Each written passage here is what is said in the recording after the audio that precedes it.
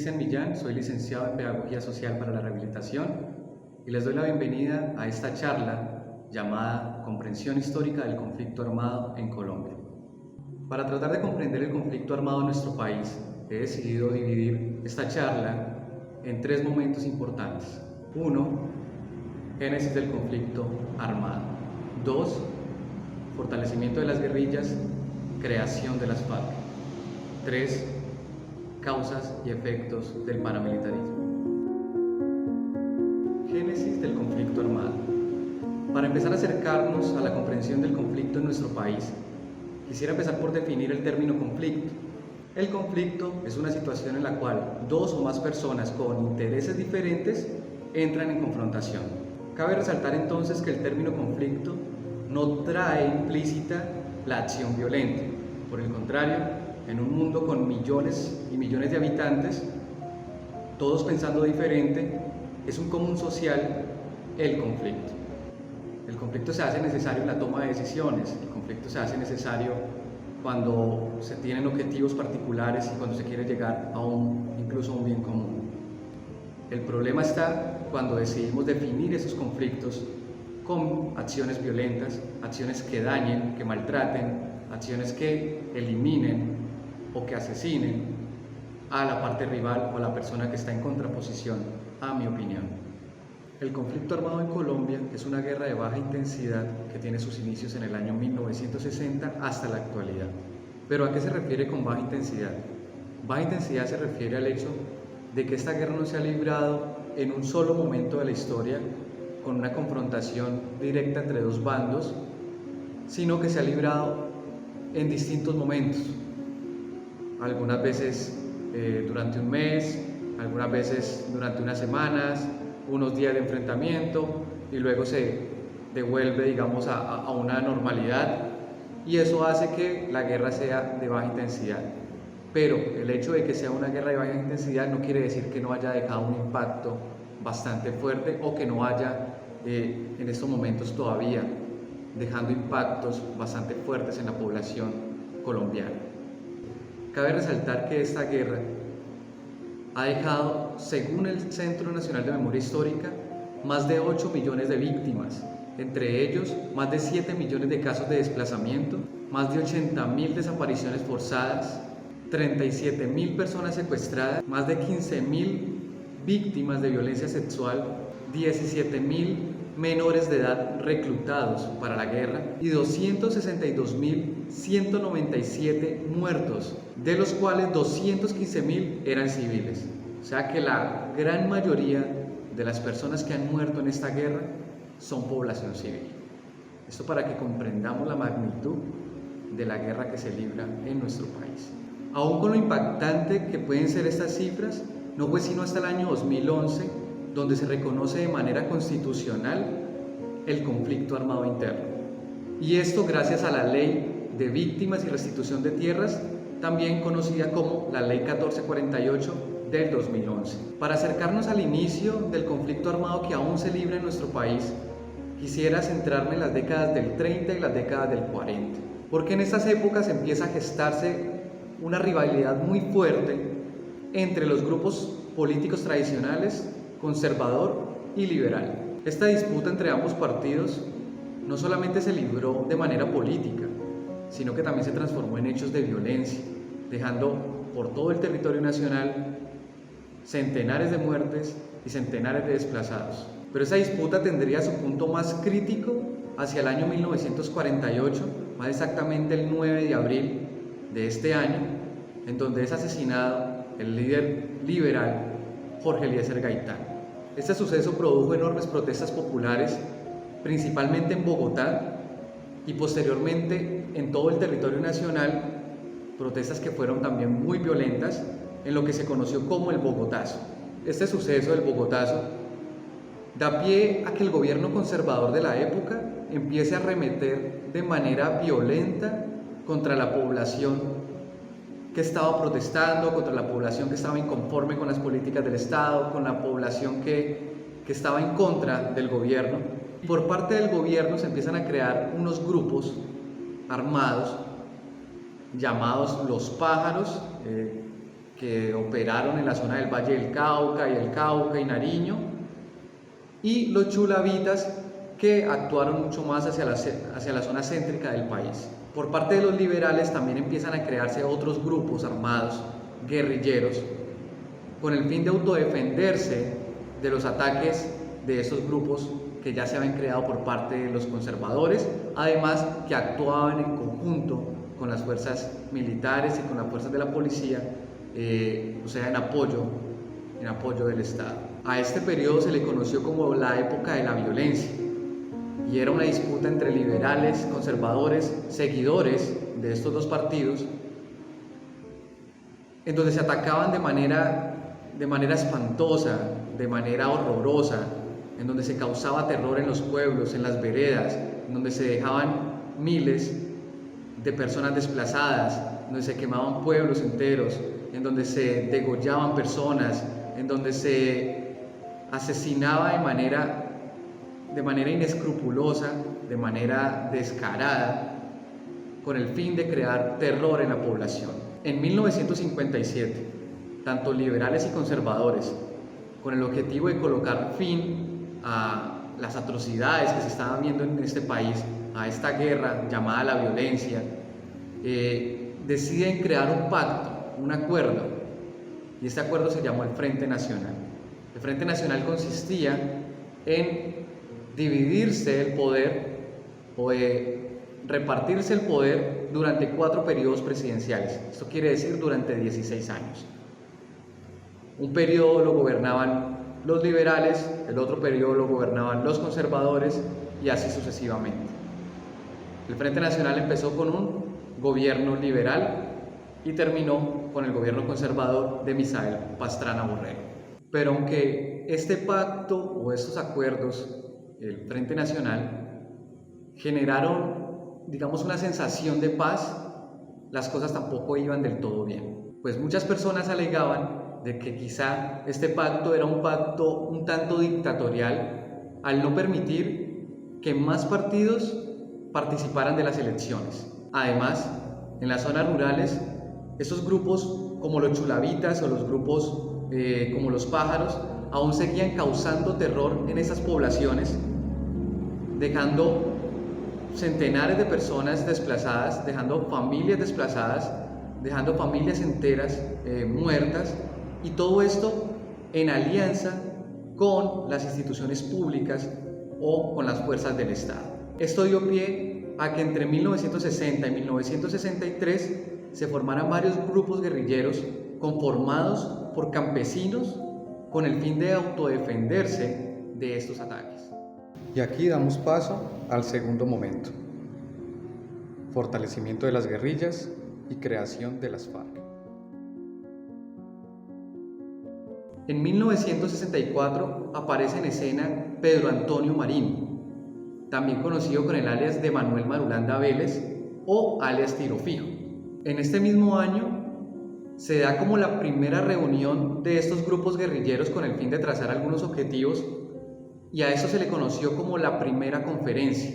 Allí se le dio nombre a un solo bloque guerrillero llamado Bloque Sur, quien tendría como primer comandante a Manuel Marulanda Vélez, como segundo al mando al mayor Ciro, y como el jefe filosófico o la persona encargada de la filosofía del bloque y la persona también que los iba a contactar con el Partido Comunista, a Jacobo Arenas. Este grupo habitaba y operaba en lo que se conoció como las repúblicas independientes, en donde no solo habían guerrilleros o combatientes, sino que también habían mujeres, habían niños, habían ancianos que habían huido de la violencia y habían encontrado refugio en ese sector donde el Estado no tenía ningún control, y lo tendría en ese sentido el Bloque Sur.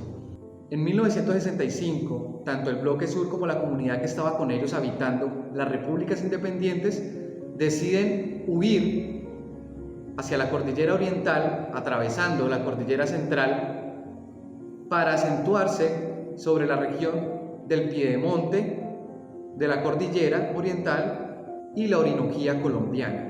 Allí, ya ubicados en ese sector, Hacia el año 1966 se da la segunda conferencia, en donde el Bloque Sur deja de llamarse Bloque Sur para llamarse FARC, Fuerzas Armadas Revolucionarias de Colombia, y empiezan a operar con 48 hombres en sus filas. Y empieza las FARC a tomar fuerza. Hacia 1970 ya no eran 48 hombres los que hacían parte de sus filas de combate, ya eran 200 personas quienes estaban dentro de sus filas. Hacia 1974, 400 personas hacían parte de sus filas. Hacia 1976, solo 2 años más tarde, ya habían 770 personas conformando las filas de las FARC, divididas en 6 frentes. Y en 1978 ya habían 1.165 personas divididas en 12 frentes. Hacia el año 1982, y con 3.000 hombres dentro de sus filas de combate, se da lo que se conoció como la séptima conferencia de las FARC. En esta séptima conferencia, ya las FARC deja de ser un grupo de autodefensa para convertirse en un grupo guerrillero y ya dejan de andar con los campesinos, ya dejan de andar con los ancianos, con los niños y con las mujeres para empezar a hacer un ejército, y deciden colocarle a sus siglas FARC, al final le colocan la sigla EP, Ejército del Pueblo, FARC, Ejército del Pueblo. En esta séptima conferencia también se da lo que ellos llamaron el Plan Estratégico para la Toma del Poder. ¿En qué consistía el Plan Estratégico para la toma del poder? 1. Tomarse el poder en 20 años. 2. Tener dentro de sus filas a 28.000 combatientes. Y 3. Que para lograr tomarse el poder necesitarían recaudar 8.000 millones de pesos. Para cumplir con esos objetivos y tener dentro de sus filas a 28.000 hombres o 28.000 personas, debían reclutar a personas de entre los 15 y 30 años. Esto quiere decir que dentro de sus objetivos estaba reclutar menores de edad. Y para lograr conseguir esos 8.000 millones de pesos, pues necesitarían todo un plan para garantizar que su economía se abasteciera y para lograr recaudar estos fondos. ¿Cuál era ese plan? Extorsión, secuestro, minería ilegal y narcotráfico. Así, las FARC iban a lograr conseguir esos 8.000 millones de pesos que le iban a ayudar a lo que ellos consideraban que era la toma del poder. En 1984, las FARC intentan negociar la paz con el gobierno de Belisario Betancur, en lo que se conoció como los Acuerdos de la Uribe. Gracias a estos acuerdos, tanto las FARC como otros grupos guerrilleros intentan hacer política mediante un partido llamado Unión Patriótica. Pero lastimosamente entre 1984 y 2002, más de 4.000 personas, tanto militantes como líderes del partido La Unión Patriótica, son asesinados o desaparecidos, en lo que se conoció como el genocidio o exterminio de la Unión Patriótica. Aquí las FARC da un paso atrás en la negociación de la paz y se radicaliza aún más. En 1993, los altos mandos de las FARC se reúnen en el Guaviare, dando lugar a la octava conferencia. Y se puede decir que allí, en 1993, empieza a degradarse la guerra. En esta octava conferencia, las FARC se plantea 3 estrategias. La primera estrategia se denominó el vacío de poder, que consistía en desocupar los pueblos de las instituciones del Estado. Para esto, las FARC tendrían que atacar comandos de policía, escuelas, iglesias y hasta alcaldías. La segunda estrategia se denominó el boicot electoral, que consistía en destruir el Estado. ¿Cómo se haría esto? Asesinando y secuestrando tanto a concejales como a alcaldes, y en algunas poblaciones del país no dejando que las personas votaran. La tercera estrategia fueron los secuestros masivos, o también conocidas como pescas milagrosas, y en este punto las FARC ya empieza a perder legitimidad con el pueblo. En el 2002, el gobierno de Álvaro Uribe promete acabar con las FARC, y en el 2003, tras el operativo Libertad 1, logran derrotar de manera estratégica a las FARC, pero esto no quiere decir que también lo hayan derrotado de manera táctica o de manera militar. tan solo derrotaron una estrategia que tenía planteada las FARC, que era esa estrategia de tomarse el poder en 20 años. No lo lograron, no pudieron hacerlo gracias al operativo Libertad 1 lanzado desde el gobierno de Álvaro Uribe. Pero las FARC no fueron derrotadas allí, porque en el 2008, tras el plan Renacer de Masas, las FARC vuelve y se rearma, vuelve y muta, vuelve y se adapta a los principios o a los objetivos que estaba planteando la guerra en ese momento y los objetivos que estaba trazándose las fuerzas militares en el país. Las FARC se adapta a la guerra, por lo tanto las FARC no fueron derrotadas bajo el gobierno de Álvaro Uribe. Sin embargo, para la población civil, sin embargo para el colectivo, para el pensamiento colectivo de la sociedad colombiana, se creía que las FARC habían sido derrotadas o que habían sido golpeadas brutalmente. Y esto no fue así. En el 2012, las FARC inicia el proceso de paz con el gobierno de Juan Manuel Santos en La Habana. Y en el 2016 se firma definitivamente el fin de la guerra. Cabe resaltar que no solamente las FARC fueron protagonistas en este conflicto armado colombiano. También existieron y existen aún algunos grupos guerrilleros. Entre ellos podemos nombrar los siguientes: el Ejército de Liberación Nacional, ELN, que nace el 7 de enero de 1965, un año más tarde que la conformación de las FARC. En julio de 1967 nace el EPL, o Ejército Popular de Liberación. El 19 de abril de 1970, tras la acusación de fraude en las elecciones que dieron como ganador a Misael Pastrana Borrero, nace un grupo nacionalista llamado el M-19 o Movimiento 19 de Abril. Y en 1984 nace el movimiento armado Quintín Lame. Tercer momento importante: el paramilitarismo, sus causas y sus efectos. Para comprender el fenómeno del paramilitarismo debemos remontarnos hasta 1945, al inicio de la Guerra Fría, en donde después de la Segunda Guerra Mundial el mundo queda dividido en dos bandos ideológicos muy grandes. Por un lado estaba el comunismo, liderado por la Unión Soviética y que se expandió a algunos países orientales y a otros tantos en Europa. Y por otro lado estaba el capitalismo, liderado por los Estados Unidos, que tenía como meta o como objetivo expandirse a todo el continente americano. Y en 1946 el gobierno de los Estados Unidos crea en Panamá una escuela militar llamada la Escuela de las Américas. Esta escuela tenía como objetivo formar a los militares latinoamericanos en técnicas de batalla contra insurgentes, alegando que el enemigo estaba dentro de cada país y ese enemigo era el comunismo. Allí empieza a gestarse la idea de que cada persona que pensara diferente al gobierno era comunista y por tanto era un enemigo del Estado. Esto dio lugar a que el gobierno de los Estados Unidos, en común con las fuerzas militares de cada país en el continente americano, apoyaran a presidentes o apoyaran campañas de presidentes que luego se convirtieron en dictadores. ¿Eso por qué? Por querer crear una autonomía de pensamiento de manera dictatorial, de manera obligada, de manera forzada, acompañados de bloques o acompañados de grupos que causaban terror para que las personas ni hablaran, ni pensaran, ni criticaran diferente a lo que el Estado estaba proponiendo.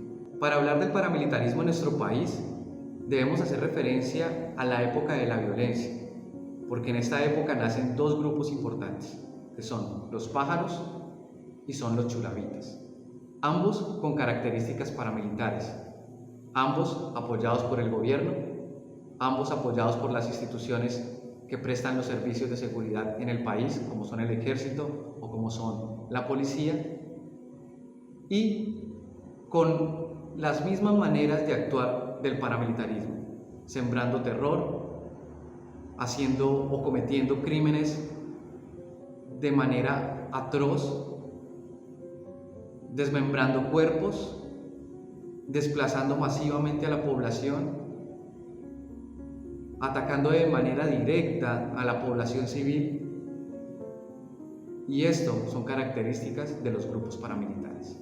Podría decirse que estos dos grupos armados, tanto chulavitas como pájaros fueron los primeros paramilitares de nuestro país, porque hay una complicidad del Estado para su formación.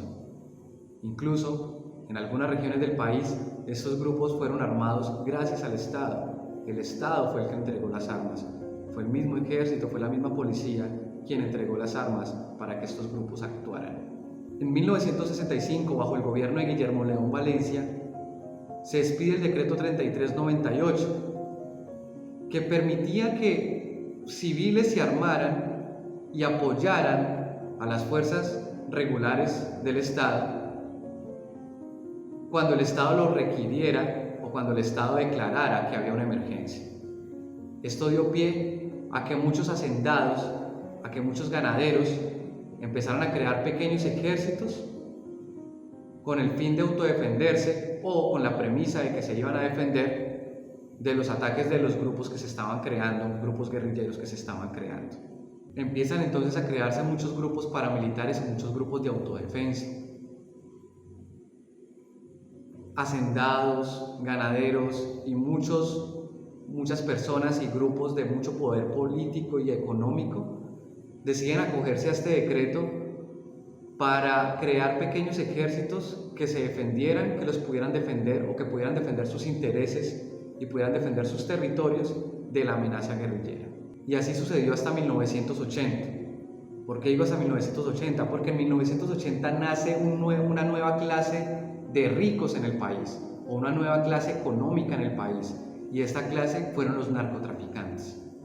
En 1980 empiezan a nacer los narcotraficantes en el país como una clase rica, y hacia 1981 se crea uno de esos primeros grupos paramilitares apoyados por el narcotráfico colombiano, y es el grupo MAS o Muerte a Secuestradores, que se crea tras el secuestro de la hermana de los Ochoa, Marta Ochoa, quienes hacían parte del cartel de Medellín, y esto hace que se cree este grupo paramilitar, y a partir de allí empiezan a crearse nuevos grupos paramilitares en el país. Entre 1982 y 1986, tras los acuerdos de la Uribe, en donde varios grupos guerrilleros decidieron hacer su participación política a través de la Unión Patriótica, estos grupos paramilitares, estas clases políticas o estas clases económicas poderosas, como los ganaderos, como los hacendados, como los narcotraficantes, sienten temor de los acuerdos de la Uribe y empiezan a pensar que el gobierno está entregando el país en manos guerrilleras. Por lo tanto, ellos se ven en la obligación o en el derecho de defender el Estado y de entregar con sus armas y con su poder y con su terror la seguridad o recobrar el orden en el país.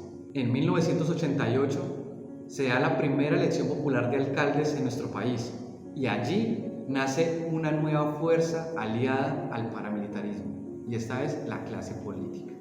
¿Por qué? Porque ellos empiezan a ver o a sentir que van a perder poder o control sobre la población si es la misma población la que decide cuáles son sus alcaldes y no el presidente, como se hacía antes de 1988. Por lo tanto, los políticos empiezan a hacer alianzas con los grupos paramilitares para acabar o eliminar a sus rivales. En 1989, con los decretos 813, 814 y 815, estos grupos de autodefensa o grupos paramilitares son declarados ilegales. En 1994, bajo el gobierno de César Gaviria, se crea el Estatuto de Vigilancia y Seguridad Privada, o también conocido como el Decreto 356 de 1994. En 1995, la Superintendencia de Vigilancia y Seguridad decide que esas instituciones de vigilancia se llamarán Convivir.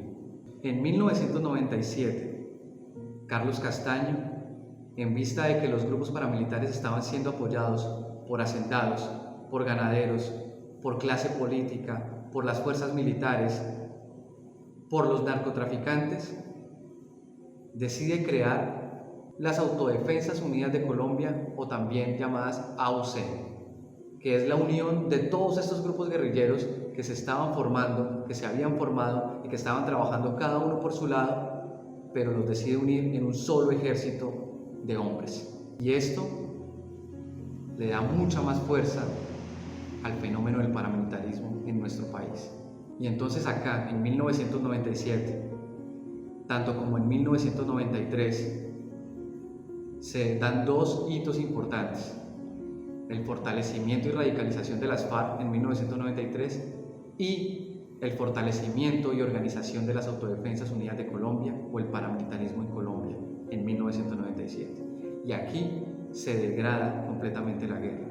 ¿Por qué? Porque lo más triste de todo es que ni guerrilla ni paramilitarismo se confrontan directamente o pelean directamente, sino que empiezan a atacar a la población civil, acusándola de apoyar a uno o al otro bando. Y es la población civil la que tiene que recibir las masacres, la que tiene que recibir el desplazamiento, y es la población civil la que coloca las víctimas, la que coloca los muertos en esta guerra. Y es así como las AUC empiezan a desplegarse por todo el territorio nacional, apoyados por empresarios, apoyados por narcotraficantes, apoyados por clase política, todo esto con el fin de eliminar a la contraparte, todo esto con el fin de quitar tierras a los campesinos con el beneficio de algunos cuantos y con el beneficio de crear aún más una mayor riqueza o de generar mayores riquezas a estas poblaciones o a estos grupos de poderosos económicos. Según el Centro Nacional de Memoria Histórica de Colombia, entre 1982 y 2007, el paramilitarismo cometió 2.505 masacres en todo el territorio nacional, dejando un total de 14.660 víctimas. Esto nos da muestra de que necesitamos urgente un cambio de pensamiento, de que necesitamos con urgencia cambiar esos modos de guerra o esos modos de definir las situaciones o definir los conflictos a través de la violencia, y debemos empezar a construir diálogo, empezar a construir nuevas culturas de paz. Y esa es la invitación desde el Museo de la Memoria Histórica del Valle del Cauca. La invitación es a que construyamos nuevas dinámicas de paz, nuevas culturas de paz, y que nos salgamos ya de tantas décadas y tantos años de violencia y de tantos años de muertes y de tantos años de tristeza, para empezar a construir una cultura y un país totalmente feliz, o un país completamente íntegro, que no solamente sean paisajes bonitos, sino que también sea una población que se dedica a construir nuevos tejidos de paz. Muchas gracias.